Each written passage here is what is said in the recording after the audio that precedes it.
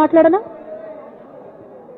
Press మిత్రులకు జరుగుతున్నటువంటి inconvenience కి క్షమించమని కోరుతా ఉన్నాను.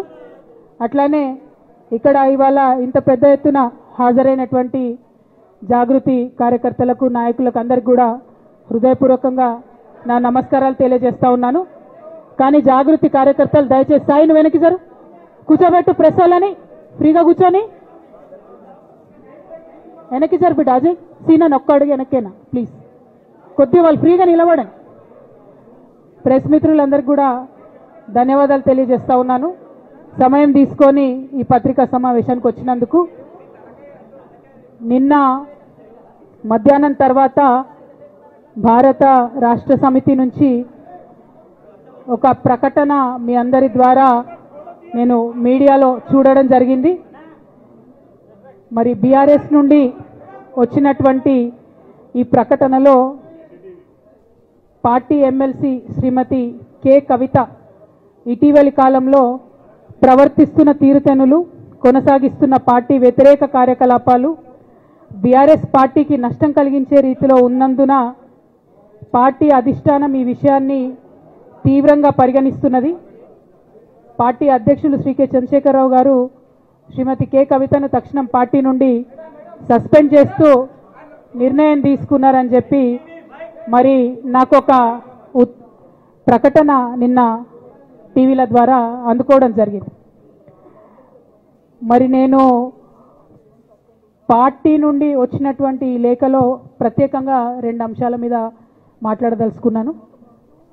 నేను అక్రమ కేసులు పెట్టి నా మీద తిహార్ జైల్లో 5.5 నెలల పాటు ఉండి బయటకు వచ్చిన తర్వాత నవంబర్ 23వ తారీఖు 2024 నుండి నేను ప్రజాక్షేత్రంలోకి వచ్చి అనేక కార్యక్రమాలు చేయడం జరిగింది.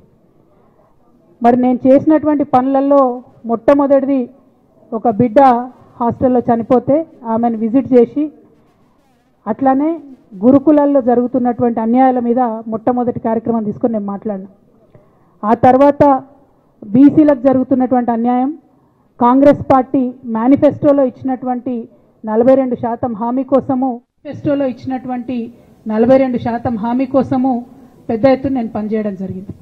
అట్లానే మహిళలకు 2500 ఇవ్వాలని చెప్పి పోస్ట్ కార్డు ఉద్యమాన్ని నేను చేపట్టడం జరిగింది. పెద్దవాళ్లకు పెన్షన్లు పెంచాలని నేను ఉద్యమాలు చేయడం జరిగింది. తెలంగాణ తల్లి స్వరూపాన్ని మారిస్తే అట్లెట్లా మారుస్తారని రౌండ్ టేబుల్ సమావేశం పెట్టినాం. బనకచర్లు అక్కడ కడుతున్నారంటే దాని మీద రౌండ్ టేబుల్ సమావేశం పెట్టినాం. ఓవరాల్గా తెలంగాణ ప్రాజెక్టులు, అందుబాటులో ఉన్నటువంటి నీళ్లు, వీటన్నిటి మీద కూడా రౌండ్ టేబుల్ పెట్టినాం. భద్రాచలం దగ్గర 5 గ్రామాలు ముంపు సమస్య ఉంది, ఎవరు పట్టించుకుంటలేరంటే వాళ్ళని పిలిపించుకొని రౌండ్ టేబుల్ సమావేశం పెట్టి ప్రభుత్వం మీద ఒత్తిడి తీసుకొచ్చే కార్యక్రమం చేసినాం.